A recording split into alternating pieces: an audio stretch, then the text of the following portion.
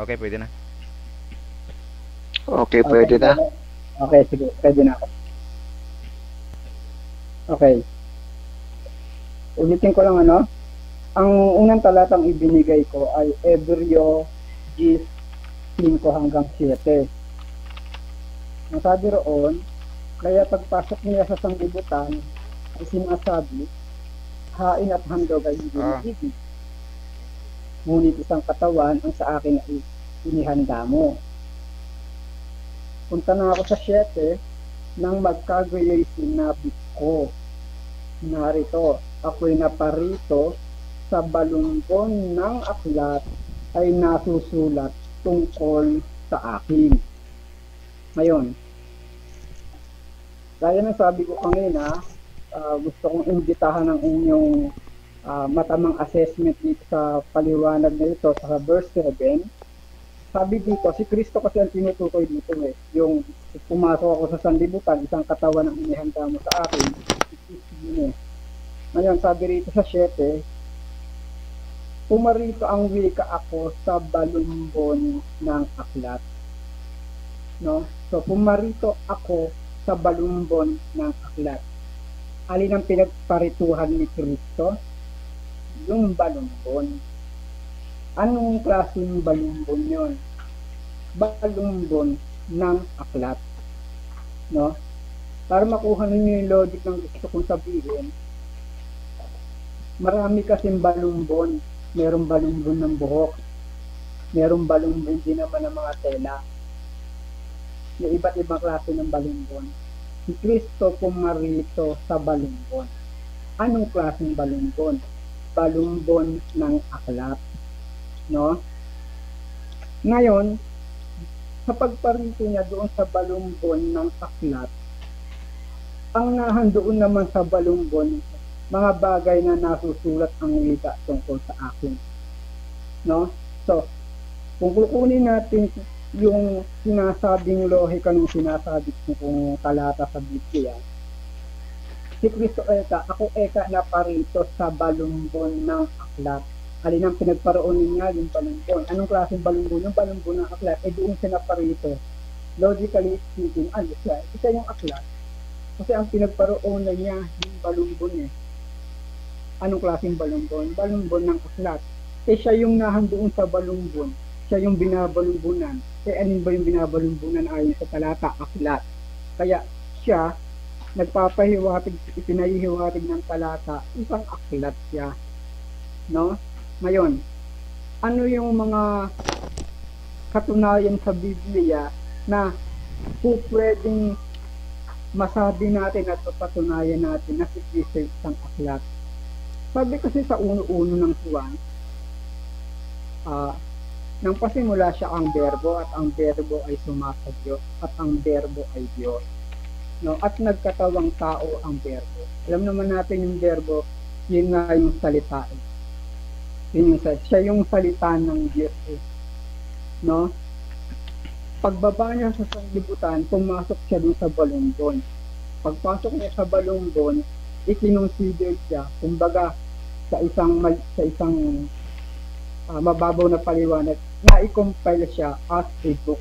Kasi siya, yung laman kasi ng libro, salita Babasahin mo yung salita Yung salita na nakasulat sa aklat, pinag-aaralan mo yun binabasa mo yun Kaya nga, kung babasahin natin ang Mateo 11:28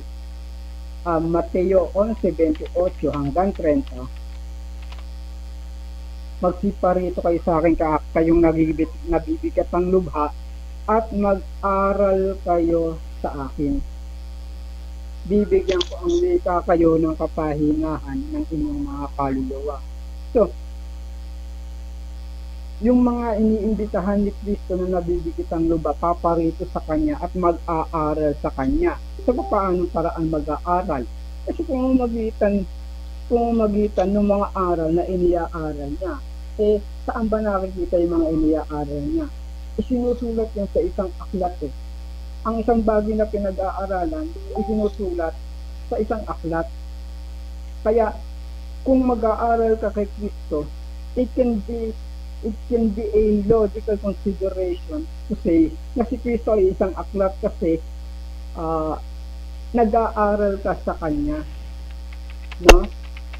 Ngayon, yung mga bagay na pinag-aaralan doon kay Kristo, mas lalong tumibay yung kanyang pagiging aklat sa panahon na ito, binabasa na natin ngayon yung mga isinulat ng mga apostol patungkol sa kanya. No? Kumbaga, yung Kristong aklat na dumating sa sanlibutan at ipinangaral ng mga apostol, noong nga yung ipangaral ni San Pablo sa mga Kristiyanong nasakupan niya sa unang iglesia, yung mga napangaralan ni Pablo at tinawag din yung mga sulat. Kung ating basa yung sinabi ni Pablo sa mga Korinto, no? Kayo ay ang aming sulat. Yung sinabi niya, no? Kayo ang aming sulat. So, ibig sabihin, ang sino mang napangaralan ni Kristo na isang aklat, nagiging aklat din siya in return kapag ka napangaralan ng mangaral ni Kristo. Kaya, noong sabihin ng kung si San Pablo naman, napangaralan din ni Kristo, maging si San Pablo, naging isang aklat din. Basahin natin ang unang Korinto 4:6, no? Na sa amin ay matuto kayo, huwag hihigit sa mga bagay na nasusulat. No? Gusto kong ipapansin sana yung salita ni Pablo. Sa amin matuto kayo, huwag hihigit sa mga bagay na nasusulat. No? Hindi naman sinabi ni Pablo doon sa talata na sa mga kasulatan matuto kayo, o yung mga Biblia na nakakompiled na noon, yung existing noong panahon ni Pablo. Hindi naman niya sinabing sa mga kasulatan matuto kayong huwag humigit sa nasusulat. Ang sabi niya, sa amin matuto kayo, huwag kayong hihigit sa mga bagay na nasusulat. Ibig sabihin, sa kanilang pagiging mangaral may nakasulat sa kanila. Yun nga yung sinasabi ni yun nga yung sinabi rin ni Pablo kay Timoteo, na sinunod mo ang aking turo, akala, etc. No? Kung ano yung nakitang ginawa ni Pablo, yun din ang tinulakan ni Timoteo. Anong katunayan na yung lohikang sinasabi ko na sa amin huwag kayong matuto kayo na huwag hihigit sa nakasulat? Hindi yun yung mga kasulatan. Kasi nung magpaliwanag naman si San Pablo kay Timoteo sa 3:15 ng unang Timoteo o ikalawang Timoteo, ang mga kasulatan na kinasihan ng Diyos, mapapakinabangan din naman sa pagbuhay. So, alam ni Pablo yung punto de vista na kung ang tutukuyin niya kasulatan, sinasabi niya ang mga kasulatan. No?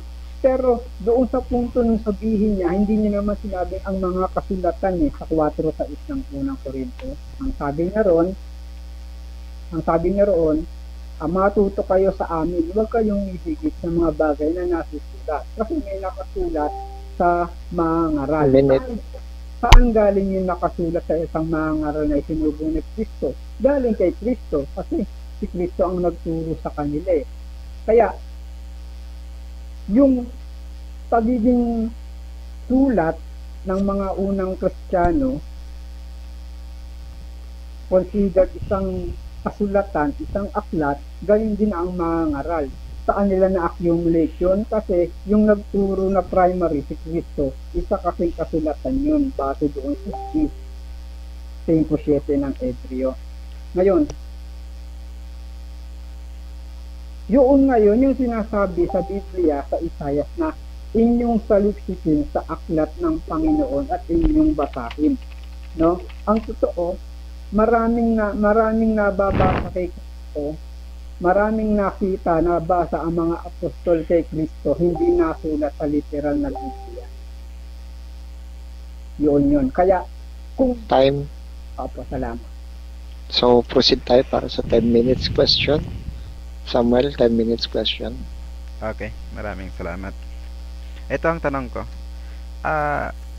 Yun bang Kristo, ang kahulugan ba nun ay pinahiran or anointed one? Oo, anointed one.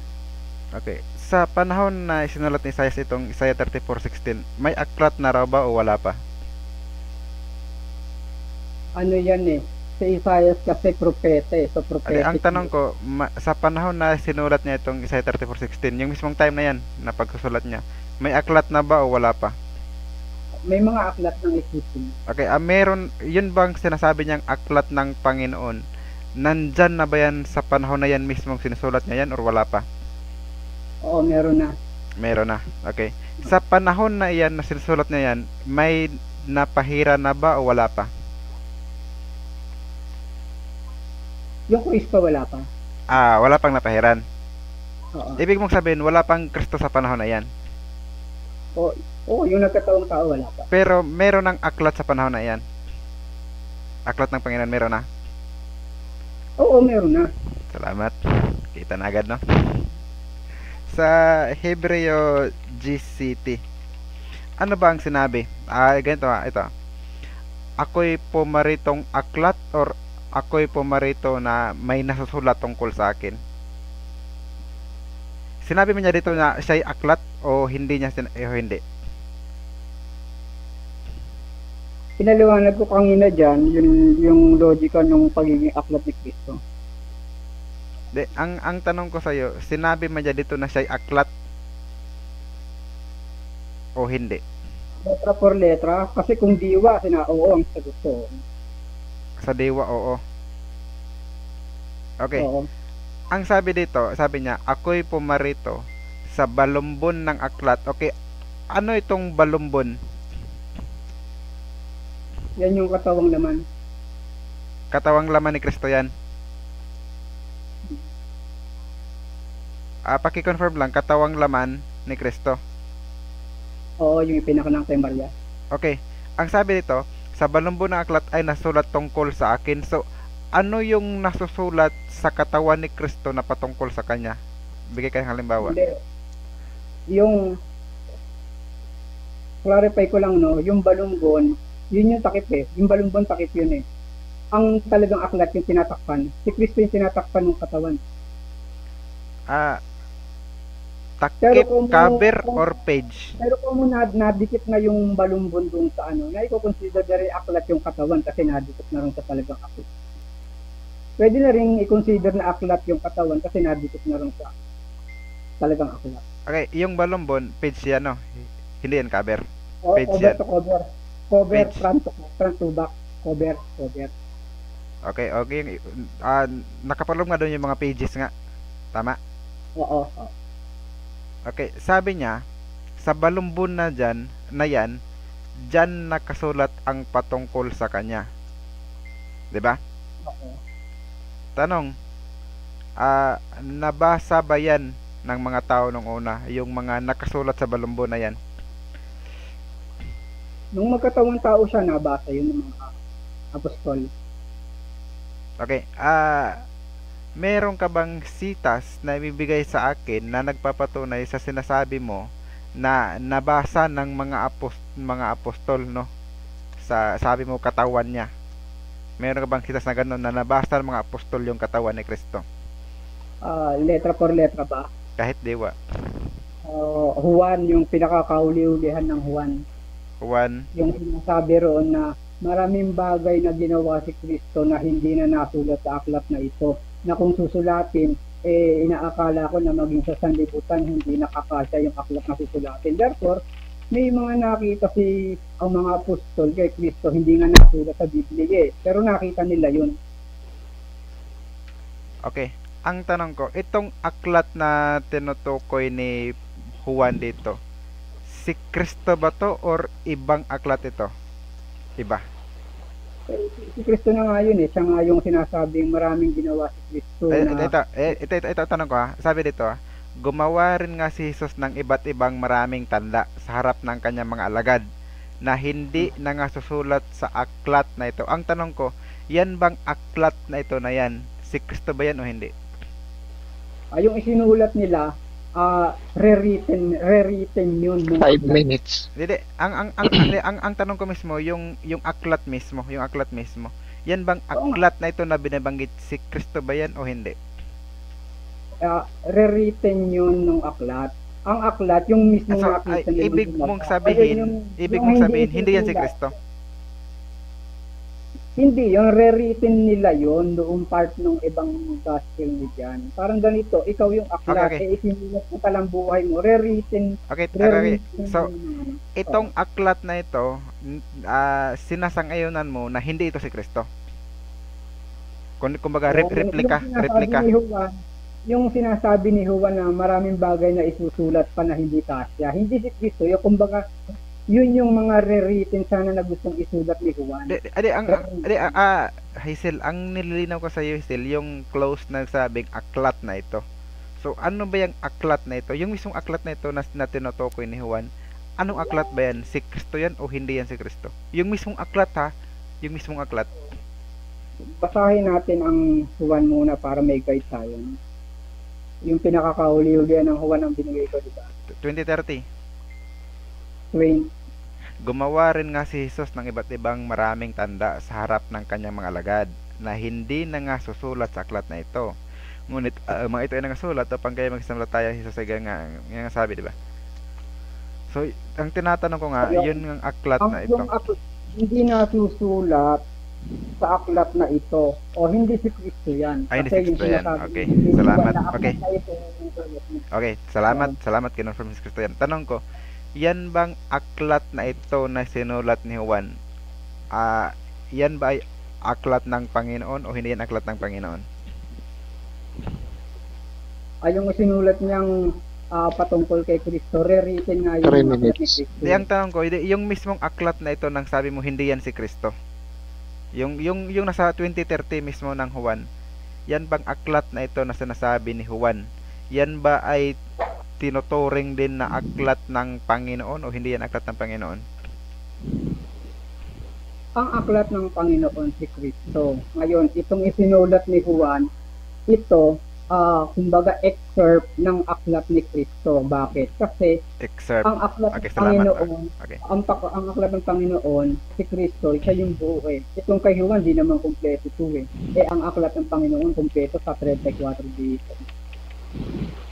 Okay, ang sabi mo, okay na ako dyan, mamaya ko sagutin yan. Ang sabi mo, maging si Pablo ay aklat din. Sabi mo yan, di ba? Tama? Okay, si Pablo ba ay aklat din ng Panginoon? Oo, excerpt din yun. Okay, so ilan ngayon yung aklat ng Panginoon sa Isaiah 34:16? Isa lang, kasi isa lang yung kumpleto. Yung ibang aklat, excerpt lang yun. Si Pablo ba, aklat ng Panginoon o excerpt lang ng aklat? Kumbaga bahagi lang. Bahagi siya, no? Ang aklat ng Panginoon si Kristo. Okay. Kasi hindi naman Si Pablo ba? Okay, si Pablo ba existido na sa panahon ni Isaias? Hindi pa. Hindi pa. Pero si Kristo existido Okay. na.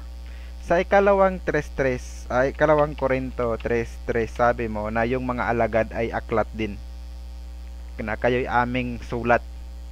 Okay. Oo. Ito bang sulat na ito, sabi mo aklat ito? Tanong ko, existido na ba sila sa panahon ni Isaias?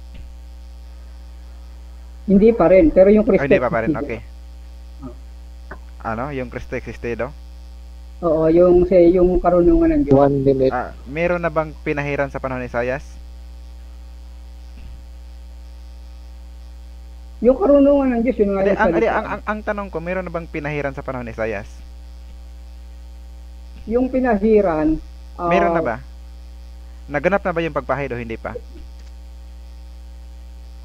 kung kukunin natin yung lohika ng Biblia, nakatakdang isugo si Kristo. So, pinahiran na yung ang tanong kung Yes or no lang. Oo, pinahiran si Kristo. Are, Oo. ang Hindi pa lang ang tanong yes or no, naganap na ba yung pagpahid, no, kay Jesus sa panahon ni Isaias?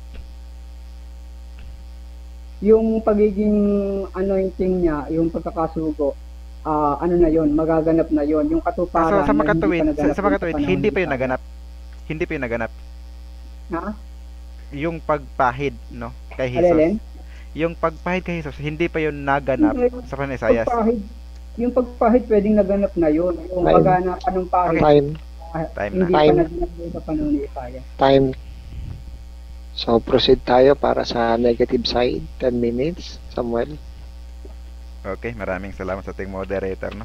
So ako naman natutuwa dito sa aking kausap kasi sa tingin ko parang napilitan lang itong tindigan ng paksa na ito kasi nga ito yung bagong aral ng kanilang phone, ano, alam natin kung sino yun. So sa tingin ko parang sa kaloob-looban niya is hindi talaga nila parang hindi talaga niya tanggap ito pero napilitan lang. So bakit ko nasabi? So makikita naman sa pagtatanong natin kanina, no, na inaamin niya mismo na wala pa palang Kristo sa panahon ni Sulat Isaias ito, no? Wala pang Kristo kasi nga yung Kristo na term is kumbaga nagumpisa lang yan doon sa panahon na Pwede ko bang kasingit lang, Mr. Moderator? Gusto ko lang ipaalala ng Oh, wala kang time Hazel. So proceed tayo, Okay. Samuel.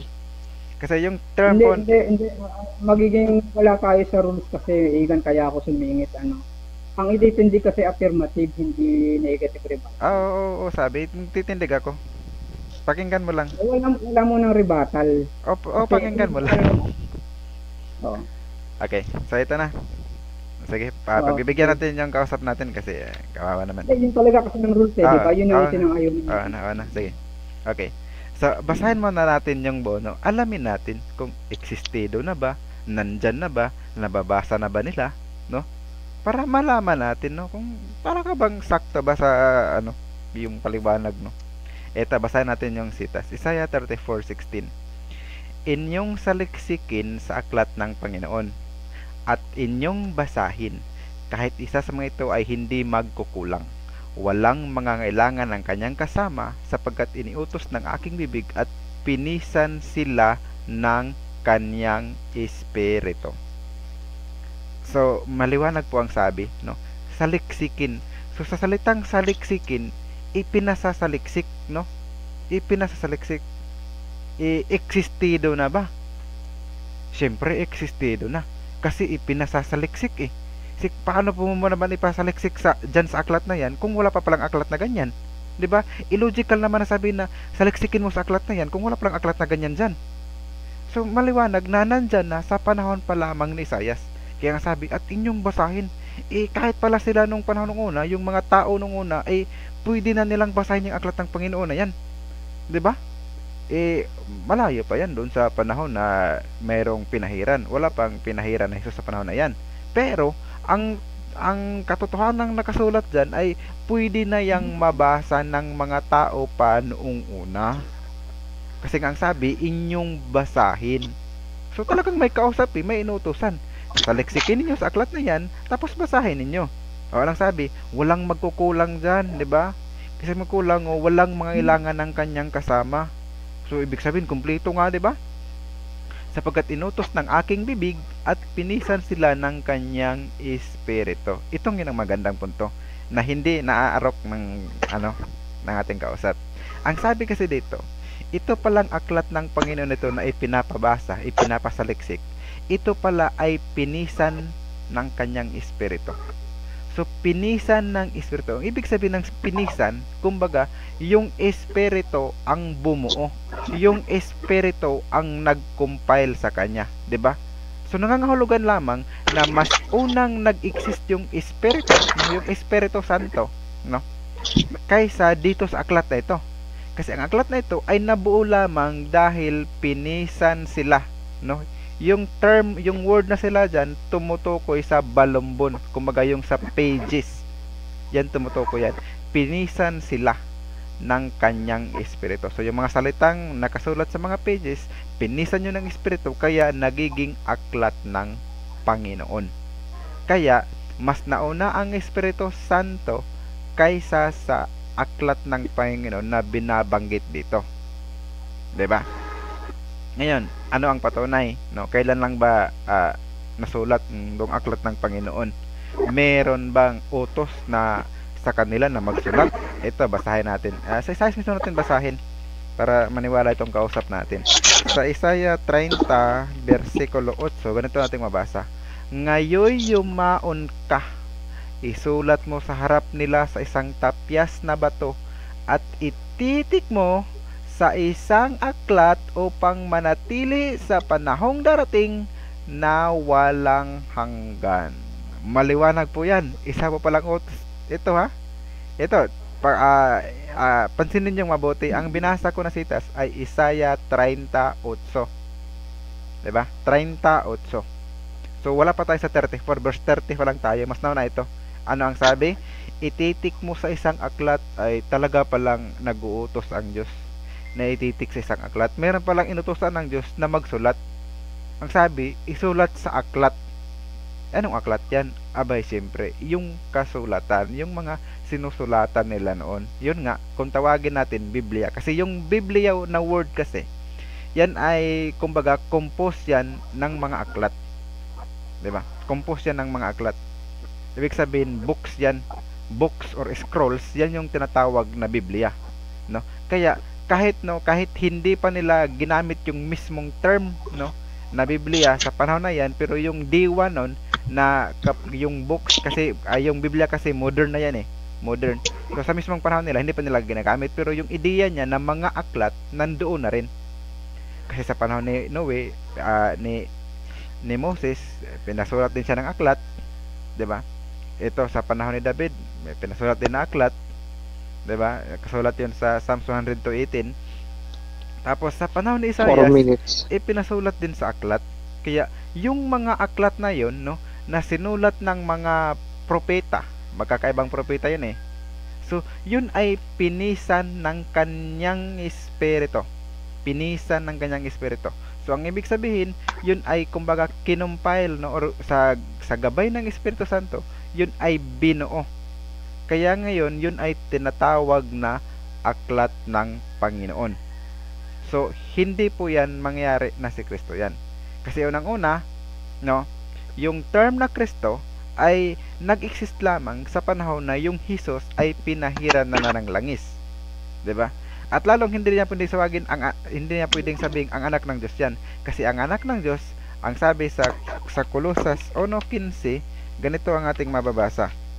Sabi dito, na siya ang laro ng Diyos na nakita, ang panganay sa lahat ng mga nilalang.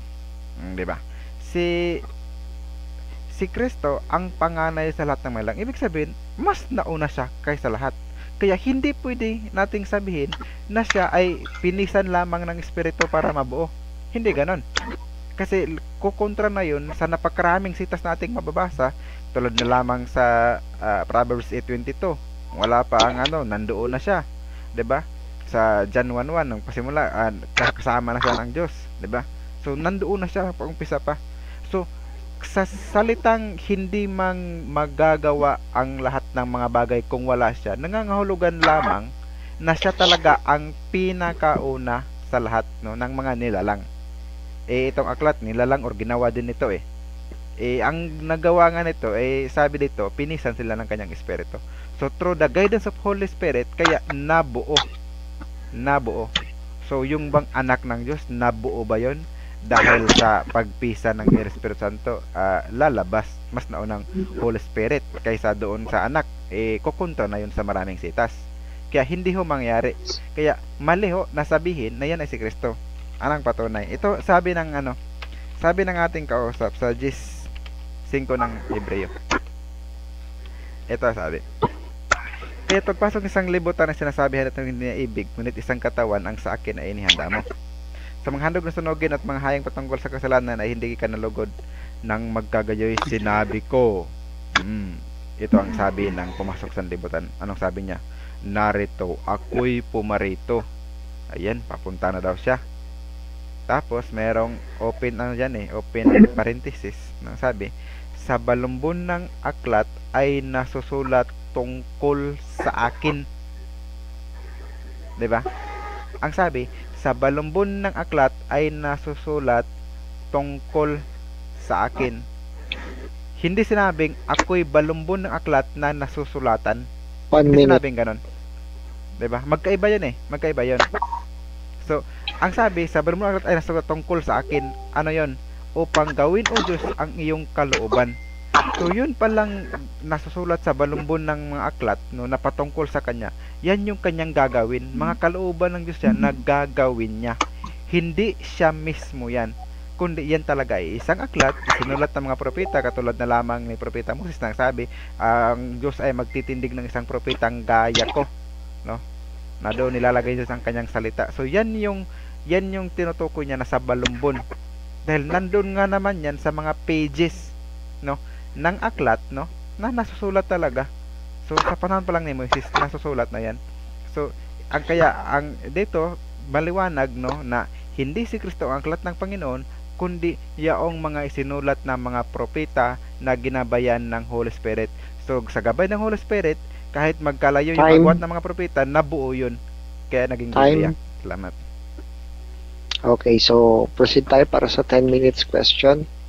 Hazel, pasok. Salamat. Sabi sa Isaiah 34:16, yung aklat ng Panginoon kahit isa hindi magkukulang. Tanong, sabi mo Biblia yan, bang Biblia walang kulang?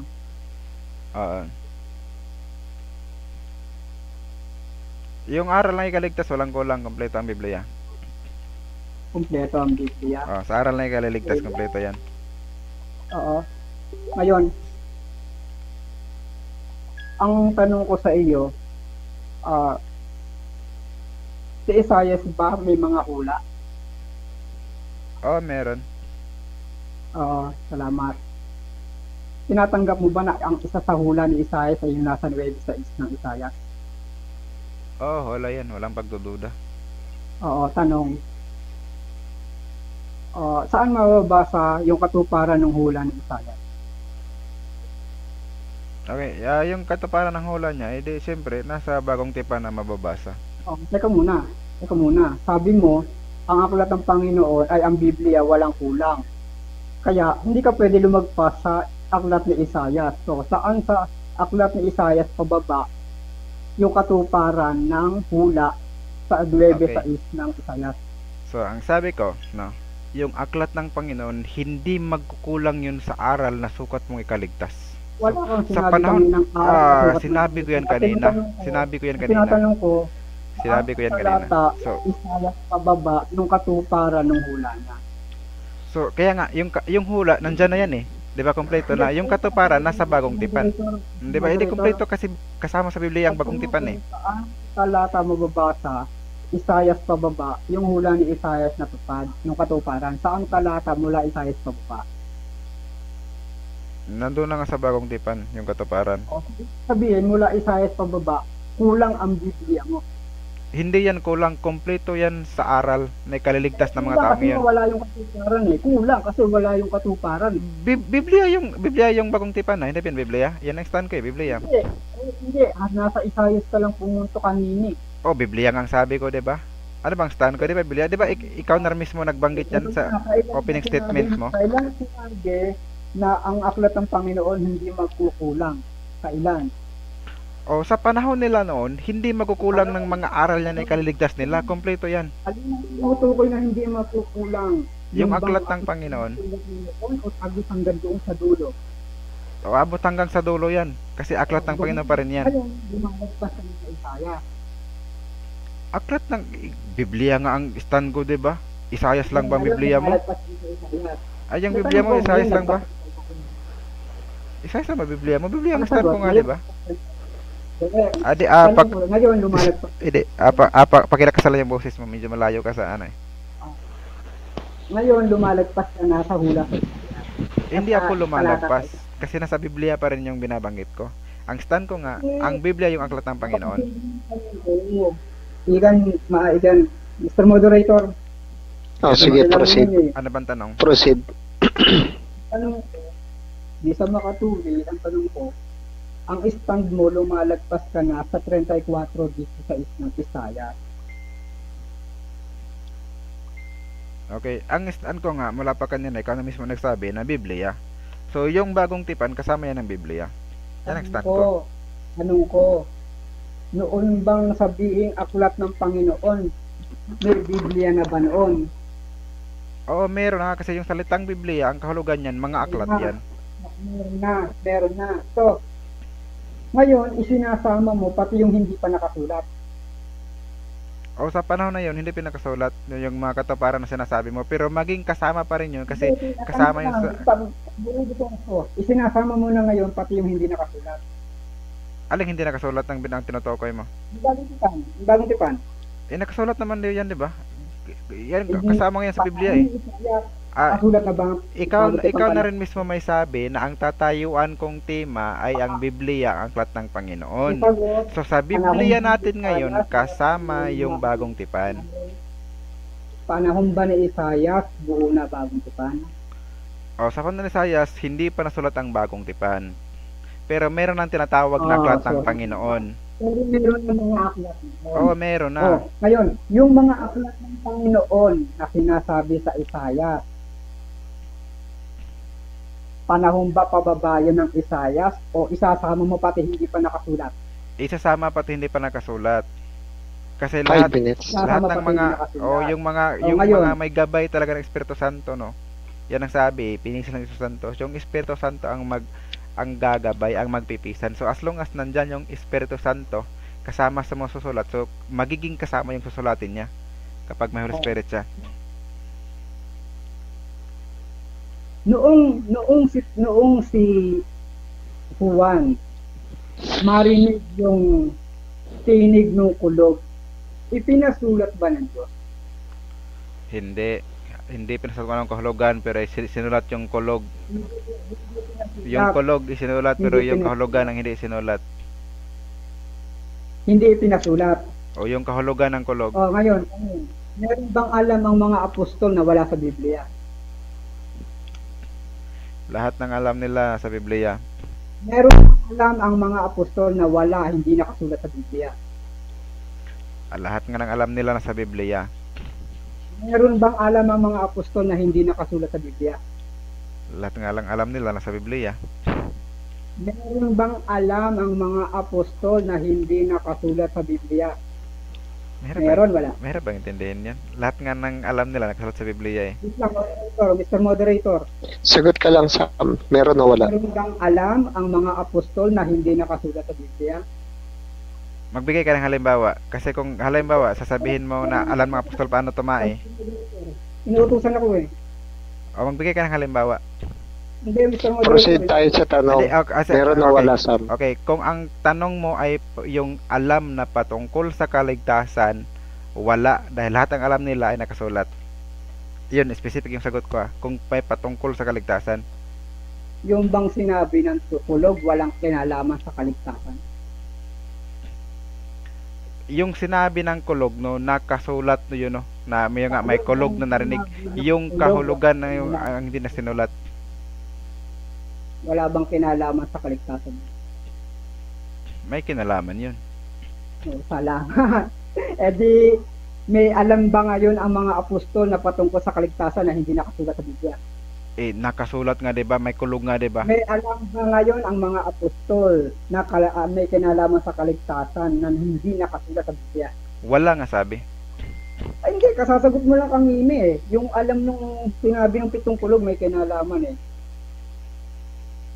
Doon ako lumilinya ngayon sa sinabi mo. Sabi mo, yung narinig niya sinabi kay Juan ng kulog, may kinalaman sa kaligtasan.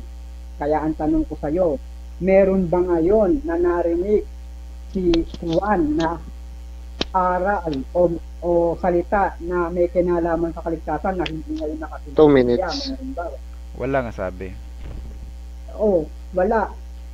Hindi ba sinabi mo kanina na yung narinig ni Juan na sinabi ng 7 kulog may kinalaman sa kaligtasan?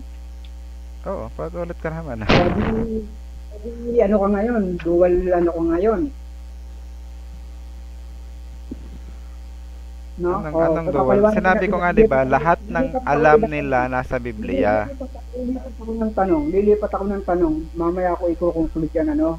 Alam ko, ano kayo. Lilipat ako ng ibang tanong. Sinasagot na kita eh. Diretso kita ng sagot.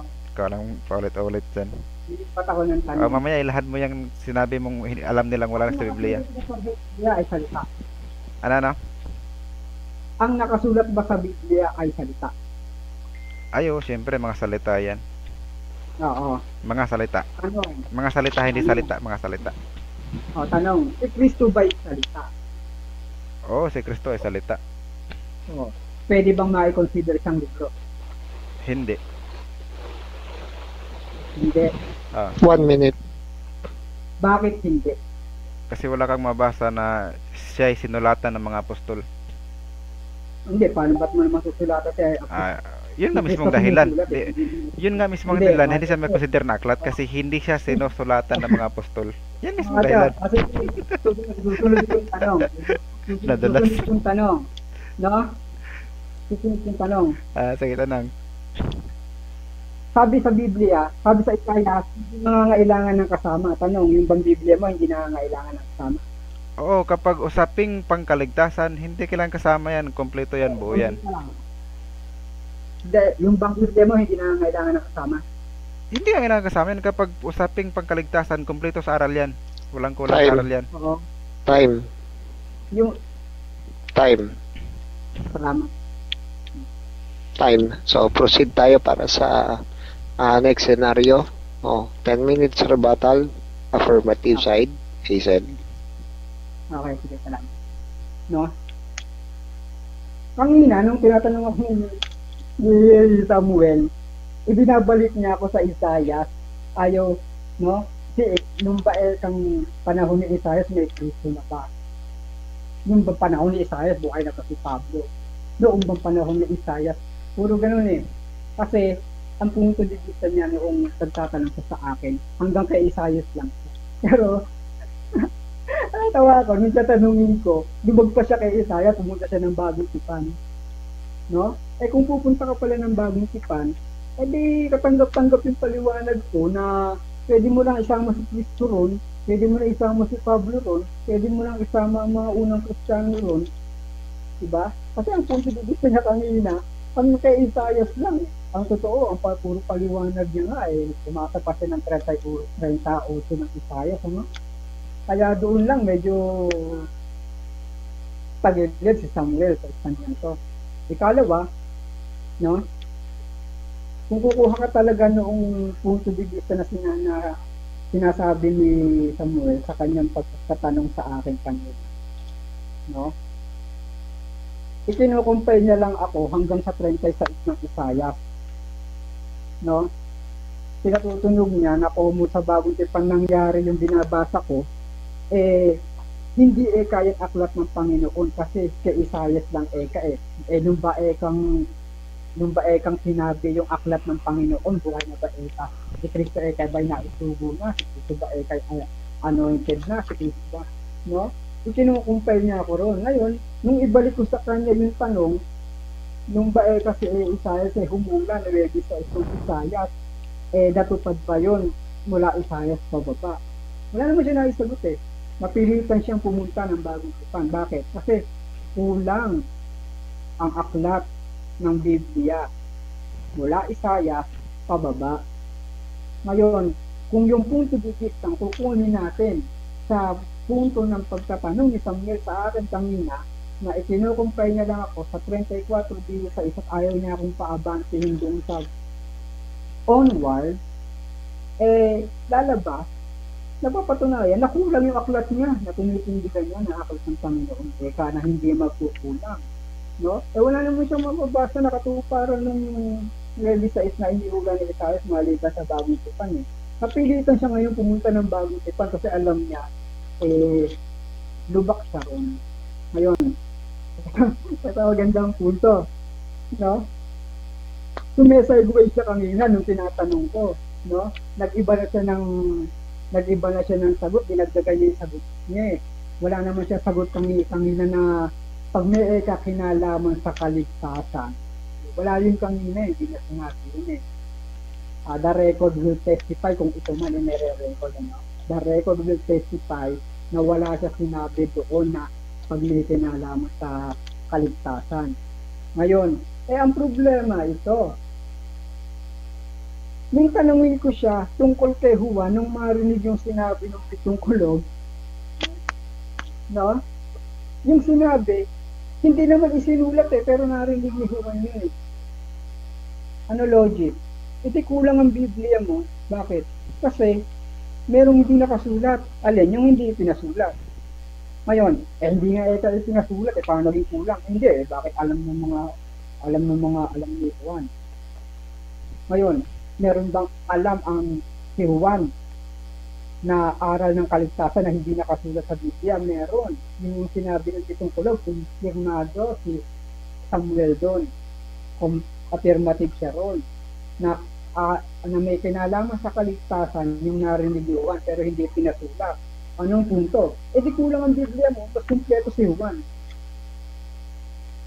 Kaya tama ngayon yung sinasabi ko sa kanina na yung isinusulat ni Juan, yung nakita ni Juan, yung nakita ng mga apostol, mas kumpleto yun kaysa sa aklat na binabasa natin ngayon. Kaya tama yung lohika ko na nung sabihin ni San Pablo na huwag kayong hihigit sa amin sa mga bagay na nasusulat sa kanila. Merong nasa kanila, wala sa aklat. Ang katunayan, may mga aral si Pablo na narinig kay Kristo, wala sa aklat. Wala sa aklat. No? Kaya doon lang sa punto de vista noon, 5 minutes. sukul na si Samuel eh. No? Hindi niya na ngayon ma-reconcile yun eh. Bakit? Bakit di niya ma-reconcile?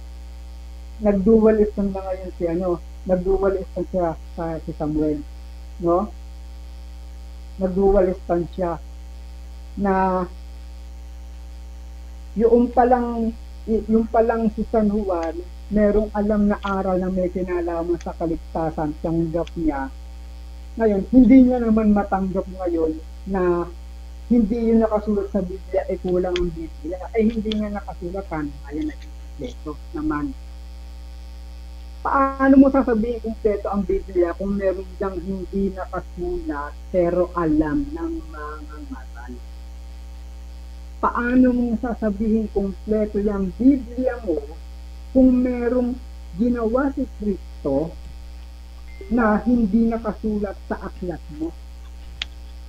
Mas kumpleto ang mga ngaral kaysa sa aklat na Biblia. Bakit? May ginawa, nakita sila na hindi isinulat. No?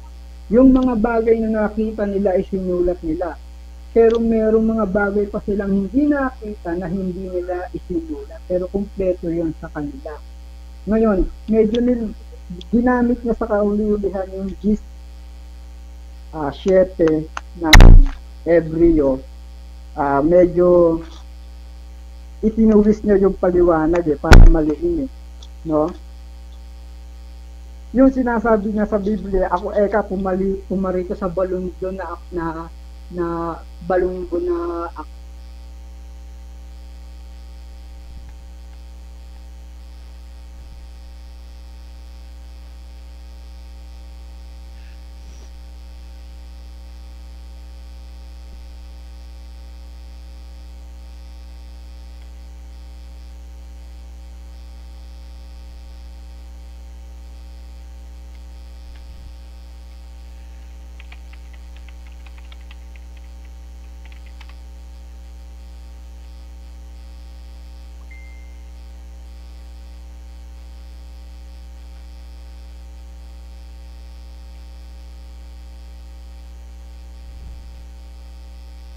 pero nung Levi 6 na iniugan ni Isaías maliban sa bagong tipan Kapit narito ako'y pumaparito sa balumbon nagkakaroon ng kalituhan si Samuel dahil confused siya sa salitang balumbon ng aklat, no?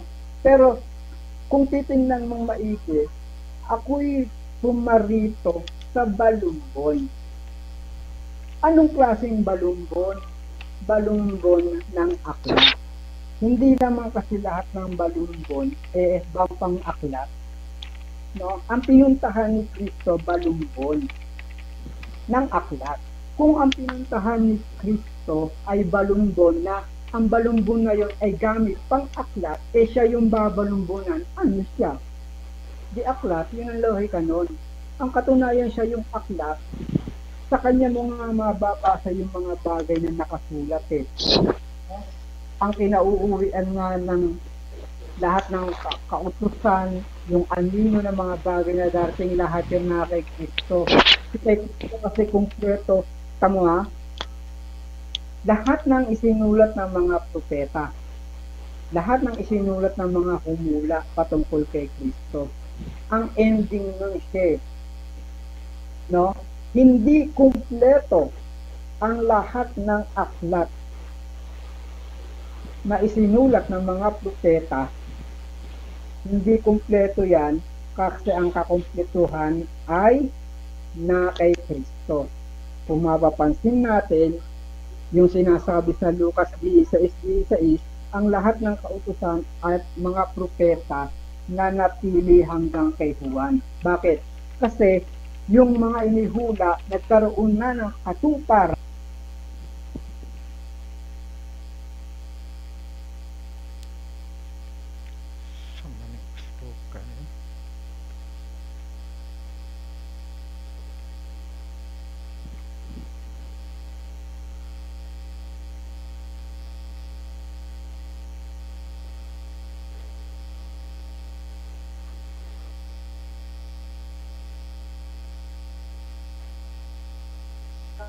ay reconcile.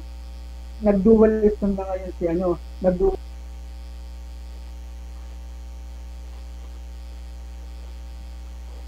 Time.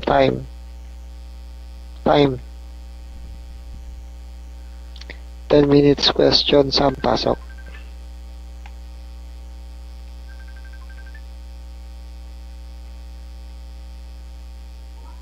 Hello. 10 minutes question, saan pasok? Okay, hello. Ito. Yun bang sa panahon ba ng lumang tipan, wala pang bagong tipan, may kaligtasan na ba yung mga tao? Wala pa.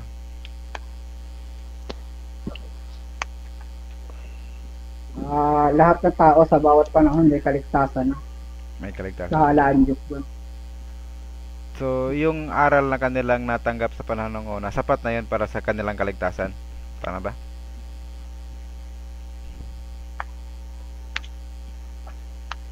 Pagdating sa aral na narinig,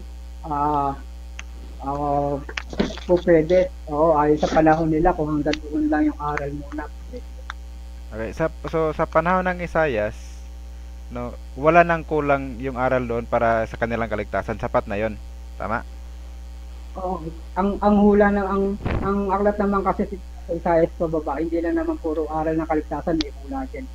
Ang tinatanong ko, yun bang sa panahon pa lang, yung mga aklat pa lang na available sa panahon ni Isaias, yun ba ay sapat na yun or wala nang kulang yun, no, para maging batayan ng kanilang kaligtasan? Tama? Ang batayan ng kaligtasan, kung pag-uusapan kaligtasan, no? Ang tanong ko, tama lang o hindi? Tama lang o hindi? Ang tanong ko tama lang, kung yun bang mga aklat na available sa panahon nila noon, yun ba ay wala nang kulang or sapat na, no, na para na kanilang sampalatayan para sila ay maligtas? Kung pagdating sa ikaliligtas, kung ano yung nakasulat doon sa mga aklat ng una, Isaias pababa, sapat na yun. Okay. Pero hindi lang naman puro aral ng kaligtasan na nakasulat nila Isaias. Basta tinatanong ko yung sa kaligtasan lang yung tinatanong ko. Sabi mo, sapat na yun, no? Kahit wala pang bagong tipan, tama? Kung ano existing, pwede yung kaligtas nila yun. Okay, salamat. Okay, naniniwala ka ba doon sa nakasulat sa 34:16 na ang aklat ng Panginoon ay pinisan ng Espiritu Santo? Tama ba yun? Ang aklat ng Panginoon pinisan, hindi nga ang stand ko, hindi nga yun ang bibili. So, hindi akin ang tanong. Ade, ang tanong ko, naniniwala ka ba doon sa Isaiah 34:16 na yun daw aklat ng Panginoon ay pinisan yun ng Espiritu Santo? Oo, yung sinabi doon sa at pinisan sila ng kanyang espiritu.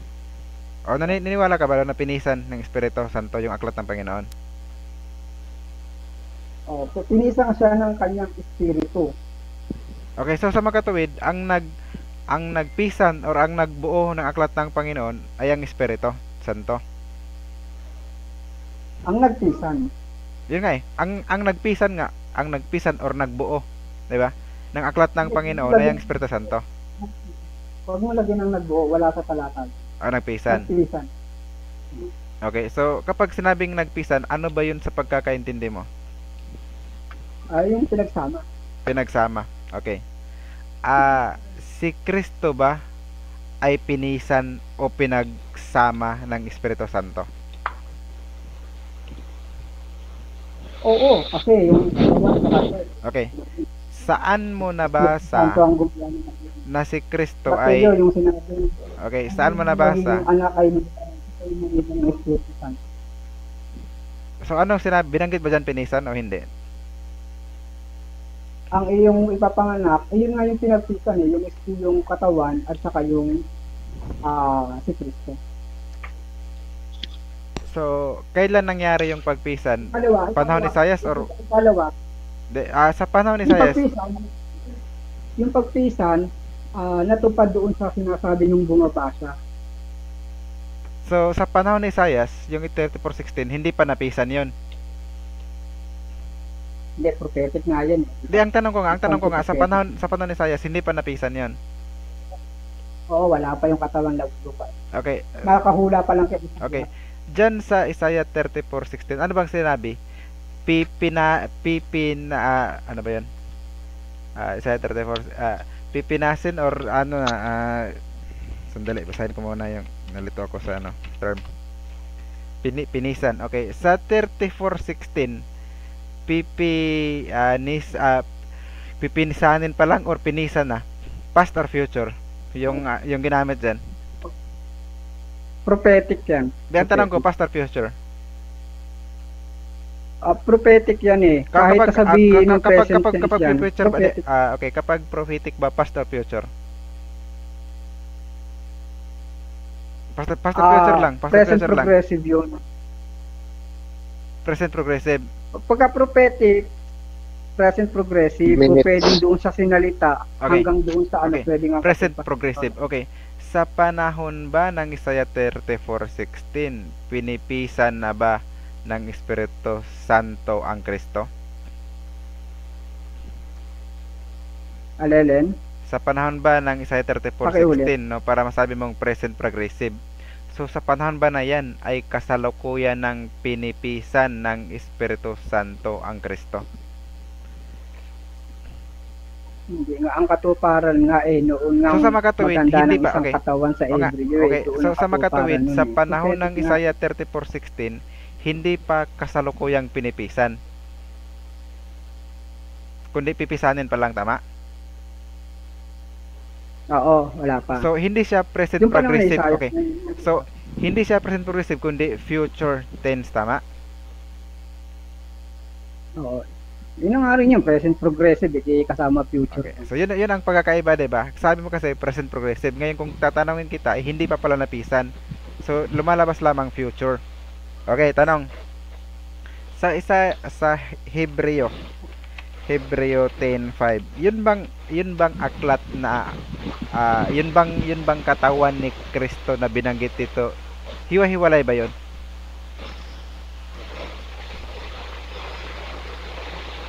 Alin? Yun bang katawan Hindi ko narinig yung huling Okay. yung huling. Yun bang katawan na inihanda dito no sa G5, no? So ito bang katawan na binabanggit dito, no? Yun ba ay hiwa-hiwalay? Yung katawan, hindi hiwa-hiwala yun, isa lang yun. Isa lang yun. 3 minutes. Okay. Yun bang isa lang, pwede pa ba yung pisanin o hindi na? Hindi, ang pipisanin pwedeng two or more. Diyan sa Two or talata, more. dalawa yan. Ang Dalawa pipisanin, yan sa ang talatang pipisanin two or more, pero yung katawan ni Kristo, ilan ba yon? isa. Salamat, isa lang pala. Okay, Pero yung papasok doon sa city. katawan, isa Sa pa. city Kaya tayo. dalawa yun. sa city. So, Oo. dito, itong binanggit na balumbon ng aklat, may nakasulat ba dyan o wala?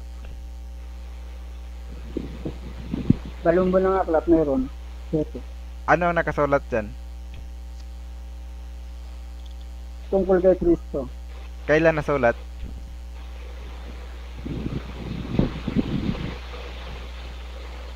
Kailan nasulat? Wala naman nakasulat dyan na kung kailan nasulat eh. Yung Ah, sulat na yun na kay Kristo na mismo. Tinatanong kita kung kailan nasulat. Wala kang sagot kung kailan nasulat. Hindi, nung ipanganak si Kristo, sulat na siya eh. Unang Juan 1:1, ginamit ko kanina eh.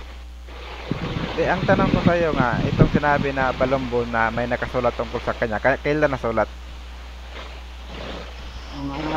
Ang nakasulat, yung patungkol kay Kristo. Ang tanong ko nga, yung Sabihin, ang tanong ko, yung sinabing nasusulat tungkol sa akin, no? Yung tungkol sa akin, kailan nasulat 'yon? gusto mo sumagot ako. Sige. Noong siya ay magkaroon ng category title na siya ay salita ng Diyos. Ano yan? 1 minute. Nagkaroon siya ng title ng salita ng Diyos. Okay. Kung tawagin siyang siya ay salita ng Diyos. Okay, kailan ba siya nagkaroon ng title ng salita ng Diyos? Di nung ipanganak siya ng Ama. So, kailan siya pinanganak ng Ama? Mula nang walang pasimula yun, hindi ko kayang lipat. Saan yun nangyari? Sa langit o sa lupa? Sa langit yun. Sa langit yon. Okay. So, nung pumarito siya, so, ano yung nasa aklat? Yung siya or yung tungkol sa kanya?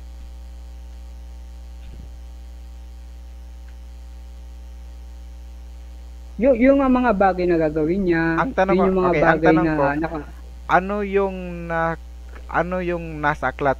Siya or yung tungkol sa kanya? hindi, ang sinasabi niya na nakasulat doon sa Time. aklat, yung mga bagay na Time. 10 minutes. Negative side for rebuttal. Okay, maraming salamat. So, kitang-kita natin yung discrepancy, no, sa mga pahayag ng ating kausap. Kasi sinabi niya, si Kristo daw yung aklat ng Panginoon na pinisan ng Espiritu Santo. Pinisan nga daw yung panahon na pinanganak ni Maria. Nung tinanong ko siya kung ilan ba yung katawan, isa lang daw. Isa lang pala yun, paano ba yun pipisanin? 'Di ba? At saka ito pang isang pagkamali niya. Sabi niya, yun daw nasa 34:16, yun daw ay present progressive. Yun daw ang salitang pinisan dun, present progressive. Nako naman. No, hindi yata nag-aaral ng grammar to. Kung present progressive, dapat ang ginamit doon na term ay pinipisan. Ganon dapat ang term na ginamit kung present progressive. No? Yung salitang pinisan, hindi yun present progressive, kundi yun ay past tense. Past tense, so yan. So at least merong bagong nalaman itong kausap natin. Kasi kahit basahin natin sa English, ang sabi ganito and his spirit it hath gathered them, no? Gathered ang sabi. So sa salitang gathered, so may isip agad natin na hiwa-hiwalay yan, no? Hiwa-hiwalay yan, pero pinagsama. Kaya ginamitan ng term na gathered. 'Di ba?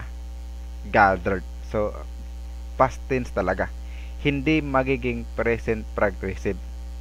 Kasi kung present progressive, dapat ang sinabi diyan, the spirit has gathering. Dapat has gathering ang ginamit. Ganun kung present progressive.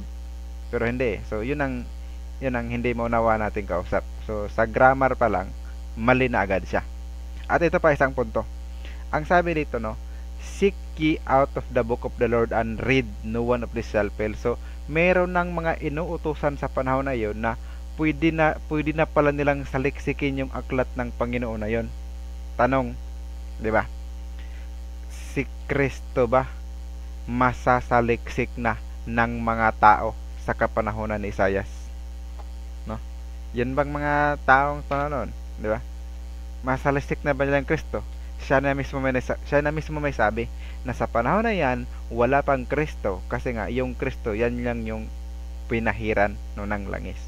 Wala pang naganap na pagpahid kaya wala pang tinatawag na Kristo dyan, no? Technically, wala pang Kristo dyan. Kaya hindi maaari na ang aklat ng Panginoon ay si Kristo. Kasi ang aklat ng Panginoon existido na sa panahon na yan. Talaga na walang kulang dyan eh. Siya na mismo umaamin na kahit sa panahon lang ni Isaias, kung ano yung available na aklat sa kanilang panahon, yun ay sapat na, no? Na kanilang sampalatayan upang maligtas. So kapag ba sinabing sapat, may kulang ba yun? No, nako naman. Walang kulang yun. Hindi na mangailangan ng kanyang kasama, no? Para maligtas, kailangan ba nila ng iba pang kasulatan noon para maligtas sila? 'Di ba? Hindi. Kasi kung ano yung available sa kanila, yun ang magiging basihan, no, ng kanilang pagkaligtas. Hindi na hanapin pa yung ibang hindi ganoon. So siya na mismo may sabi na sukat yung kaligtas nila, sapat na yun. So ibig sabihin, walang kulang yun. Kaya tama talaga na kahit sa panahon nila, kumpleto na rin yung Biblia. No, nang aral na ikaliligtas. Yan ang sinasabi ko mula pa kanina. Kasi ang usapan natin siyempre tungkol sa kaligtasan eh. Talagang walang kulang. Kumpleto na yan. So, anong patunay? So, isa pang sinabi niya kanina na yun daw, maging daw si Pablo ay isang aklat. Maging daw yung mga alagad isang aklat. Basa na tayo ng ginamit niyang sitas o ng Korinto 4:6. Andyan pa ba? Okay. Ang sabi sa Korinto 4:6, ang mga bagay ngang ito mga kapatid, ininyo ko sa halimbawa sa aking sarili at kay Apolos dahil sa inyo. Upang sa amin ay mga tuto kayo na huwag magsihigit sa mga bagay na susulat, upang ang sinasa inyo ay huwag palalo ang isa laban sa isa. Meron bang sinabi si Pablo na siya'y aklat? Meron bang ganun sinabi dito? Sinabi ba ni Pablo na kami aklat? Ang mga bagay ito ay mga kapatid ay ninyo ko sa halimbawa sa aking sarili at kay Apolos, no? Dahil kami aklat. Wala bang ganung sinabi So itong kausap natin, no? Gumagawa siya ng sariling konklusyon kinakapit sa sitas. Talagang napakalayo naman. Wala namang binanggit na dyan wala namang binanggit na aklat siya no? At lalong walang binanggit doon sa kalawang Korinto 3:3 na aklat din yung mga alagad. Ang sabi kasi dito, yung mga hayag na kayo'y sulat ni Kristo na pinangasiwaan namin, 'di ba? So dito naman ang nagsulat naman dito ay si Kristo, no? So ang ginamit sa pagsulat hindi tinta kundi yung espiritu, no? Yung ginamit sa pagsulat, 'di ba? Hindi na daw sa bato kundi sa tapyas na ng pusong laman. Sa panahon ba noon meron na bang sinulatan yung Kristo? Meron na bang pusong sinulatan? Wala 'di ba? Wala lumalabas, wala pang aklat ng Panginoon sa panahon nila Isaias. Kasi wala pang sinusulatan doon sa sa pusong laman. O 'di ba? Makikita agad natin na maling-mali talaga yung aral nila, 'di ba? Ito pa ang sabi niya. Mateo 11:28. Aklat daw si Kristo dito, pakinggan niyong mabuti. Basahin natin si sitas para hindi kayo maligaw. Magsiparito sa akin kayong lahat ng nagpapagal at mga bibigatang lubha at kayo'y aking kapaghingahin. Pasanin ninyo aking pamatok at basahin niyo ako. Ganun ba ang sinabi? No? Para sabihin niyo, no? Para maging justificable yung sinasabi mong na si Kristo ay isang aklat, dapat ang sinabi niya at basahin niyo ako. Dapat kung sinabi kasi aklat siya ano bang ginagawa sa aklat? 'Di ba 30:16 ang aklat pinapabasa? Dapat sana kung si Kristo ang aklat, dapat sinabi niya, pasanin ninyo aking pamatok at basahin ninyo ako. Kaso nga lang hindi ganoon nakasulat. Nagpapatunay lamang na mali na naman yung unawa ng ating kausap. Kasi ang sabi ni Kristo, at mag-aral kayo sa akin. So si Kristo pala ay isang guro. Siya ang mag-aaral. Hindi siya yung aklat, no? Hindi siya aklat. Kakaya ng, bigyan ko kayo ng halimbawa, sa isang classroom. Yung guro, hindi yun aklat. Pero yung guro, may aklat yun. 'Di ba? Pero hindi siya yung aklat. Pero meron siyang dalang aklat. Kumbaga doon sa aklat niya, nandun yung mga manual of instruction. Kung ano yung kanyang ituturo. Pero hindi siya mismo yun. Kundi siya yung magtuturo lang kung ano yung nandoon sa aklat. Kumbaga para maintindihan mo yung nakasulat sa aklat ng Panginoon, kailangan mo ng isang guro. Na ang guro na yan ay si Kristo. So siya yung magpapaunawa sa'yo sa nakasulat doon sa aklat ng Panginoon. Yan ang maliwanag. Ito, maging si Pablo, walang sinabi si Pablo na si Kristo ang aklat. No? Pero si Pablo, merong sinasabing aklat. Pero hindi si Kristo yan. Ito, pakinggan nyo. Sa ikalawang Timoteo 3:15, ganito ang ating mababasa. At mula sa pagkasanggol ay yung nalalaman ang mga banal na kasulatan na nakakapagpadunong sa iyo sa kaligtas sa magitan ng pananampalataya kay Kristo Jesus. Diba? Ang lahat ng mga kasulatan na kinasihan ng Diyos ay pagkinabangan din naman sa pagtuturo, pagsansala, pagsakituro sa katuwiran upang ang tao ng Diyos ay maging sakdal at ang lubos sa lahat ng mga gawang mabuti. So, meron pala talagang aklat na kung saan yun ang kanilang magiging basihan sa pagtuturo. Yan ang niliwanag Pablo dito. No? Sabi niya upang ang tao ay maging sakdal, tinuruang lubos sa lahat ng mga gawang mabuti. Yun ay gamit ang mga aklat na ang sabi ni Pablo, mga banal na kasulatan. Bakit banal? Espiritu Santo ang nagpisa niyan eh. Alam naman natin yung Espiritu Santo, banal yan. Kaya nga santo si banal. Di ba? So yung banal na kasulatan na yan, hindi si Kristo yan. 'Di ba? Pero yung banal na kasulatan na yan ay nagtuturo na kailangan mong sampalatayanan yung Kristo. Yan ang nakasulat sa ano na yan. So, hindi si Kristo yan, kundi yan ay nagtuturo patungkol kay Kristo. Kaya dito mga kapatid, so maliwanag talaga no, na naitindig talaga natin yung tema na hindi si Kristo yung aklat ng Panginoon sa Isaiah 34:16. Kasi nga, pinisan yung Espiritu, kundi yun ay ang Biblia. Ang Biblia, walang kulang ng katuruan na sukat nating ikaligtas. Kompleto yan. Hindi na natin kailangan ng iba pang aklat. Hindi natin kailangan ng Quran. Hindi natin kailangan ng mathematics book or encyclopedia dyan para maligtas tayo. Kundi yung Biblia lamang ay sapat na yan. Kompleto ang Biblia sa katuruan na ikaliligtas natin. Kaya walang kulang, hindi mangailangan ng pamang kasamang aklat. Kundi kompleto, buo. Siya na rin mismo kanina ang nagpatunay na ang Biblia ay kompleto. Kaya maliwanag talaga na natindig natin yung tema natin. Time. 10 minutes question. Hazel, pasok. Sa Isaiah 34:26, meron bang sinabi ron na yung aklat ng Panginoon walang kulang pagdating sa kaligtasan? Meron bang word na nakasulat na pagdating sa kaligtasan? Okay. So sa diwa, kung babasahin mo ng buong konteksto itong Isaiah, ay patungkol lang sa kaligtasan ang binabanggit. Sa Isaiah 34:6, meron bang word doon na patungkol sa kaligtasan? Okay, ang sabi ko nga, kung 34:16 lang, hindi yan buong konteksto. Ang sabi ko, kapag buong konteksto ang basihan mo. So, tinatanong ko, meron bang nakasulat doon sa 34:6 na hindi makukulang pagdating sa kaligtasan? Okay, verbatim, no, na ganun na pagdating sa kasaglatasan, hindi mo yan mababasa diyan sa sitas lang na yan. Kasi hindi lang naman yan ang tinatawag na Biblia. 'Di ba? Salamat. So wala pa lang nakasulat. Salamat. Salamat ka. Susunod kong tanong sa'yo. Susunod kong tanong.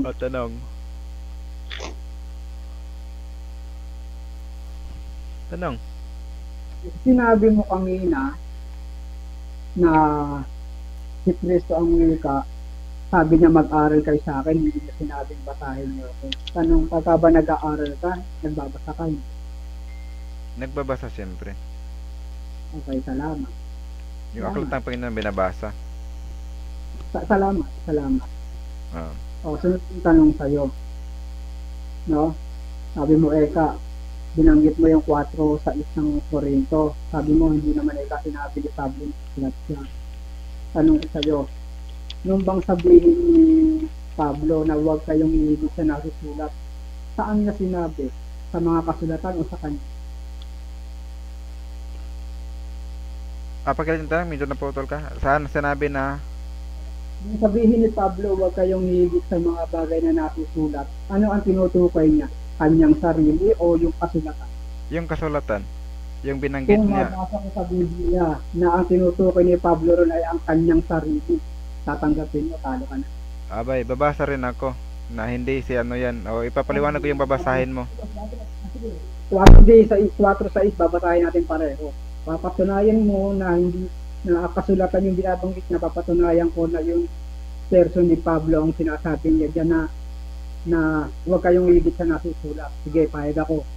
Pag nabasa ko na si Pablo ron, talo ka na. Pag nabasa mo na kasulatan yun, o aklat yun, o Biblia yun, talo na. Mr. Moderator, paki ano naman kaming dalawa. Nakuha Sige, mo yung proceed. nakuha mo yung babasahin niya, moderator? Nakuha mo yung babasahin niya daw? Proceed. Sige, babasahin ko ang 4, no? Ang papatunayan ko sa babasahin ko, ang tinutukoy ni Pablo ay yung kanyang person na kung saan yun yung pinupunto na huwag kayong ihigit sa nasusulat. Unang Korinto 4, babasahin.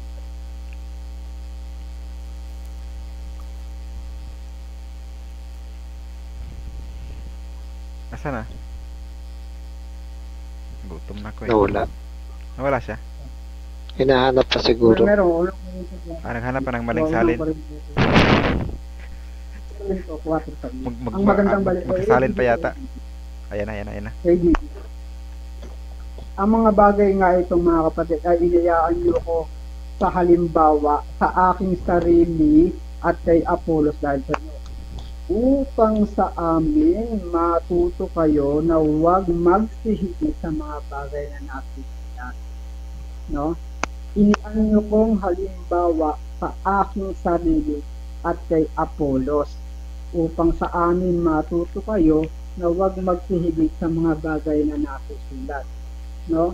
So, yung punto de vista ko dito na ipinapakita, no, yung huwag magsihigit sa mga bagay na nasusulat, doon mo yon ibabase sa sinasabing aking sarili at kay Apollos dahil sa inyo.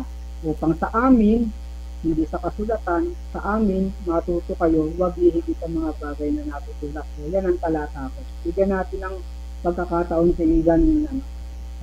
Baka po pwede, Igan moderator, stop time ko. Kasi bibigyan natin siya ng pagkakataon. Okay. Sira, paliwanag ko na yung 4:6. Ito. Sabi niya kasi, ito lang tinutukoy ni Pablo na nangasusulat sarili daw niya. Ito ha, basahin ko ng buo, no, para hindi kayo maligaw. Sundan niyo ako mabuti. Ang mga bagay ngang ang mga bagay ngang ito, mga kapatid, ay inianyo ko sa halimbawa sa aking salat kay Apollos, no, dahil sa inyo, upang sa amin ay mga toto kayo na huwag magsihigit sa mga bagay na nangasusulat. Diba? Huwag, upang ang sinamanay sa inyo, huwag palalo ang isa laban sa isa. Ang sinasabi ni Pablo dito na kailangan pala, no, yung bagay na dapat nating paniwalaan, yung bagay na dapat nating sampalatayanan, no, gayahin natin si Pablo na dapat doon lang tayo sa mga nasusulat, no. Hindi tayo lalagpas sa mga nasusulat. Aling mga nasusulat yan? Yan yung ipinapaipon niya kay kay Timoteo. Dito, pakinggan yung sabi niya kay Timoteo sa 4:13. Tingnan niyo kung sarili ba niya yan. Hindi ako lumagpas ng talata Patunayan mo dyan sa talata, Iga na. Kailangan ko sumagot kasi segue ka na ng ibang talata Diyan ka lang, kasi ako hindi ako lumagpas din. Okay, yan nga. Sige, hindi daw ako lalagpas. Okay pakinggan niyo mabuti Ang mga bagay nga ito, mga kapatid niya ko sa sarili, no. Kaya huwag kayong magsihigit, no, sa mga bagay na nangasusulat. Hindi niya sinabing huwag kayong magsihigit sa akin. Di ba? Kung sabi niya, huwag kayong maghigit sa mga bagay kasulat, ano ibig sabihin? Iba yung nangasusulat, hindi siya rin mismo yon. Kasi kung siya rin mismo yun, dapat ang sinabi niya, huwag kayong magsihigit sa akin. No? Ganun dapat yon. So, yun ang hindi naintindihan natin kausap. Kung mabasa ko, maipakita ko sa talata ng 4 sa ang binabanggit niya yung sarili niya na huwag siyang ihigit 3 sa sarili minutes. niya. Tanggapin mo, talo ka uli. Wala ka na nga nabasa kanina pa eh. Hindi, tatanggapin mo. Kasi, itong pangalawang hamon ko sa'yo, kontra ito sa sinasabi mong paliwanag. Kung mapatunayan ko sa pamamagitan ng talata na ang tinutukoy niya dyan, yung sarili niya at hindi ang kasulatan na mga papel o libro, tatanggapin mo, talo ka na. Oo, tatanggapin ko. Huwag ka mag-alala, bibigyan Oo, din tatanggapin ko. pagkakataong ilibat. Oo nga, Sige. tinatanggap ko nga eh. Tinatanggap ko nga eh. Basahin ko uli ang 4:6 ng Ulibarito. No? Ang mga bagay ng ito, mga kapatid, inian nyo kung halimbawa sa aking sarili at kay Apollo dahil sa inyo. Upang sa amin, hindi sinabing sa mga kasulatan, sa amin, matuto kayo, huwag hihigit sa mga bagay na nangasusulat. Saan nasusulat? Sa amin. So, matuto kayo sa amin, huwag magsihigit sa mga bagay na nasusulat. So, saan nasusulat? Sa amin. Doon sa nasusulat, matuto kayo. Iniaan nyo kung halimbawa ang aking sarili at si Apollo dahil sa inyo. So, yung sinasabi dyan na nasusulat, hindi naman nakasulat yan sinabi sa mga kasulatan, matuto kayo na huwag hihigit sa nakasulat, hindi sa amin. Kaya dito lumilitaw na hindi ang tinutukoy dito ni Pablo kasulatang aklat o libro, kundi ang sarili niya. Yun ang isa ng talata. So, magpapaliwanag ako. Okay, parang clear naman. Ako naman, clear naman ako. Ay, ito. 1 minute. Okay. So, sinabi ni Pablo dito maging halimbawa yung kanilang sarili, no? Hindi lang siya, kundi pati si Apolos. Nang sabi niya, upang sa amin ay mga toto kayo. Hindi sinabing nasa amin ay nasusulat. Hindi ganoon, no? Kasi kung sasabihin mong sila yung mga nasusulatan, dapat sinabi niya, halimbawa sa aking sarili kay Apolos, dahil sa inyo, nasa amin ay nasusulat. Dapat ko nang pagsabi niya. Kung sasabihin mong siya yung aklat na nasulatan na dapat nilang gahin, hindi eh. Kasi ang sabi, upang sa amin ay mga toto kayo. Alin yung matutunan nila? Yung nasusulat. Yun ang dapat nilang matutunan. Bakit sa amin? Kasi sila yung tagapagturo ng mga bagay na nasusulat. Take note, hindi sinabi ni Pablo na sa amin nasusulat, no? Hindi sinabing ganoon. Nasabi niya, matuto kayo sa amin. Hindi niya sinabing nasusulat sa amin, kundi matuto kayo sa amin. O ano nang plano ko sa kalaban natin? 5 minutes conclusion, Sam. Ako ba ang conclusion? Okay. So maraming salamat, no. So makikita talaga natin na itong kausap natin, no, pilit na tinitwist, no. Hinihilot yung talata para lang sumang-ayon sa kanilang maling pangunawa. Pero yun nga lang, hindi yan makakalusot sa atin, no. Kasi maliwanag naman, katulad ng sinasabi ko kanina, hindi sinasabi ni Pablo na sa kanila nasusulat, no. Si Pablo, alam nyo kung bakit? Kasi si Pablo merong ibang kasulatan na binabanggit, no? Okay lang sana kung si Pablo ay walang ibang kasulatang binabanggit, kaso meron eh. So yun mismo ang nagpapatunay na hindi sila. Anong patunay naman sa kasulatang binabanggit? Sa 2 Timoteo 3:15, ito basa tayo. At mula sa pagkasanggol ay yung nalalaman ang mga banal na kasulatan na mga pagdunong sa kaligtas sa magitan. Maliwanag, di ba? Kasulatan na makapagdunong sa iyo sa kaligtasan. So, itong kasulatan na ito yung itinuturo ni Pablo. Kaya nga, sa magitan namin, matuto kayo sa amin na hindi kayo maghigit doon sa mga nasusulat sa banal na kasulatan, no? Bakit magbabanggit pa siya ng banal na kasulatan kung siya rin pala yun, no? kung siya rin yun. Eh, si Pablo ba, nung sanggol pa si Timoteo, ay Pablo na ba siya? Kumbaga, alagad na ba siya ni Kristo?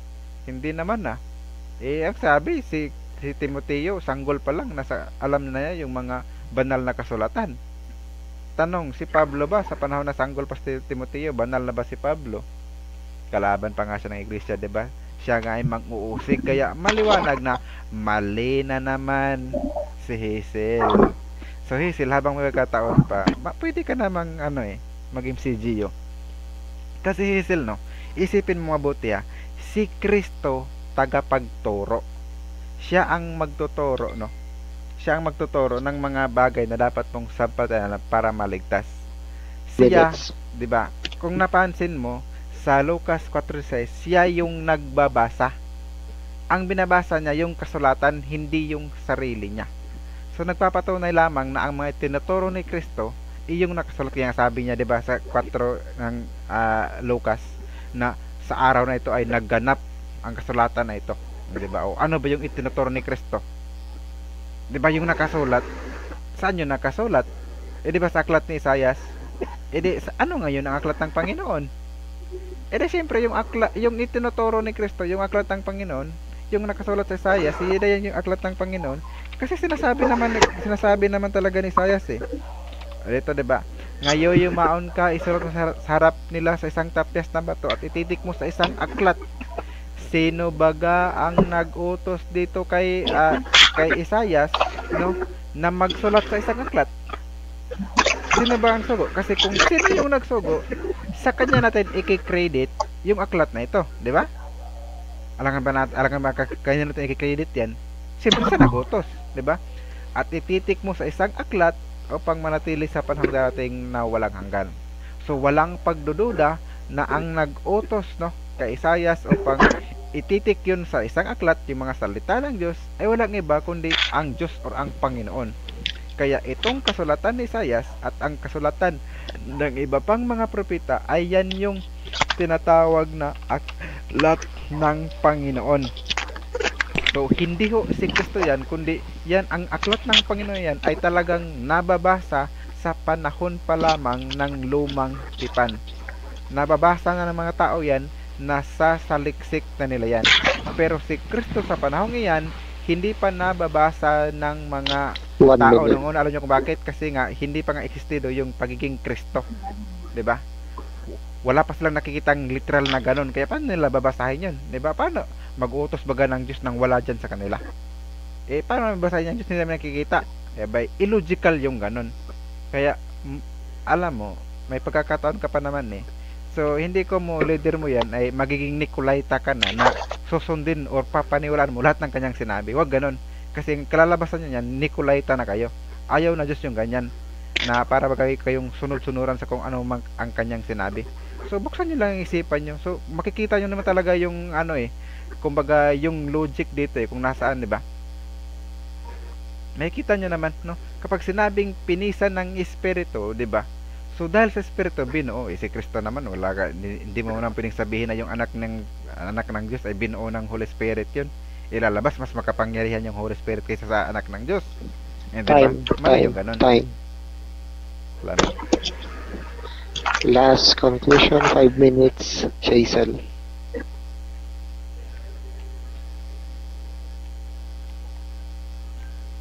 Five minutes conclusion, Hazel. Napakarisa ko na yung 5 minutes Medyo nahuli ako ng changes Okay, sige. Start na ako.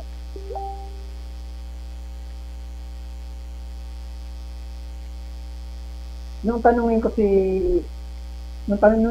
si Samuel kanina doon sa pangalawang showdown ko sa kanya, kung ang mababasa ba roon sa 4:6 ng Korinto ay mga aklat o yung person ang tinutukoy. Hindi naman siya sumagot Niribat niya yung isinagot ko kanina So doon lang makikita niyo, wala siyang sagot doon Niribat niya ako Ang usapan kasi showdown, basahin mo na yung tinutukoy dyan na wag higit na nasusulat ang kasulatan. Pero ang ginawa niya, niribat niya ako doon sa pangalawang knockdown ko. No? Nako ba ang pinalalabas niya? Paano kang babasahin yung si Pablo ay binabasa aklat? eh hindi na umabot yung ikatlo kong showdown. May showdown kasi ako 3 eh. Kung mabasa ko sa Biblia na yung pagkatao, eh binabasa yon, hindi lang aklat. Tatanggapin mo, talo ka na. Hindi naman kasi umabot eh. Pero babasahin ko, siyempre. So, no? Sabi dito sa talata, no?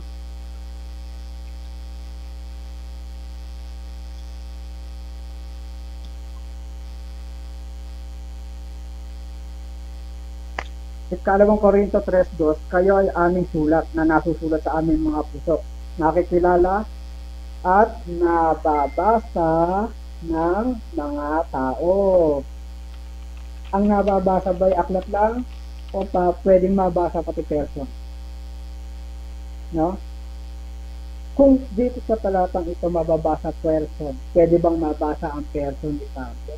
Kung nababasa mo ang person ni Pablo, pwede mo bang sabihin ngayon, huwag kang hihigit sa natutunan. Pwede ba yun? No? Kasi yung stand niya, yung showdown ko kanina, hindi niya sinabitin, niribat niya eh. No? Hindi niya ipinakita roon na doon sa talata, ang tinutukoy ay kasulatan na libro. Kundi niribat niya lang yung sinabi ko. Pero naitindig ko sa 4 sa isa, ang tinutukoy doon eh person yung pagkatao. Pangunahin na si Pablo. No? Sa person ni Pablo, huwag kang hihigit sa nasusulat. Bakit? Kasi kung pwede kang nabasa sa person kahit wala yung aklat. Ulitin ko ang talata, ikalawang Korinto 3:2. Kayo ay aming mga sulat na nasusulat sa aming mga puso. Nakikilala at nababasa ng lahat ng mga tao. So, pwede mabasa ang person, hindi lang yung aklat. Ano? Ngayon, kung nababasa mo ang isang tao, pwede ba siyang aklat? Eh kung yung tao pwedeng aklat, si Kristo pa i-deny mo na aklat, isa nga yung pinagkukunan ng lahat ang pwede mong mabasa sa isang Kristiyano. Nasa kanyang kabuuan. Ano? Ngayon, na nilikot lang ni Samuel eh. Doon sa talata, aminado naman siya, walang nakasulat doon na ukol lang sa kaligtasan yung sinasabing huwag iigit sa nasusulat eh. Bakit? Nakaramdam si Samuel nung una pa lang na masusukoy siya. Yung tanongin ko siya ready sa Isaya.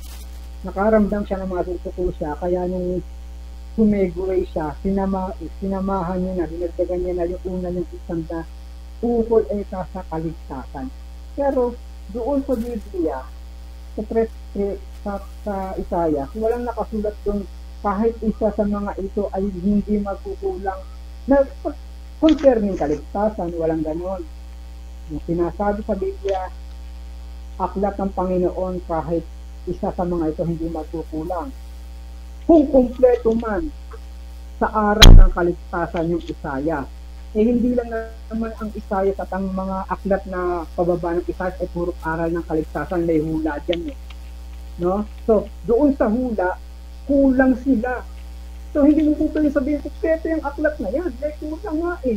Kahit masabihin mong yung mga itinuro dyan sapat na para ikaligtas nila eh. Pero kulang yan. Dahil hindi lang naman ang nakasulat sa aklat ng Isaya sa pababa, eh puro aral ng kaligtasan, may hula dyan. Ngayon, gusto yata akong turuan ni Samuel sa gusto yata akong turuan na maliraw ako nung sabihin kung present progressive eh yung sinasabi sa Isaiah sa Isaiah.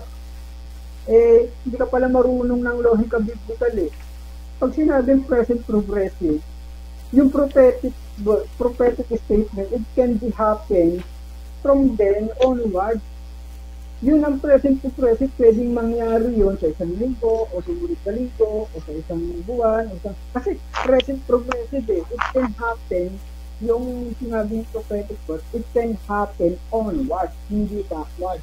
Kaya yung sinasabi mo in the future, kung sinama mo sinabing present progressive, kasama future doon, Samuel, kasama future doon, present progressive na nga eh, nagpo-progress nga mo. So that is the end of our debate, no? At gaya nga ng nakasanayan at magbigay tayo ng commentary.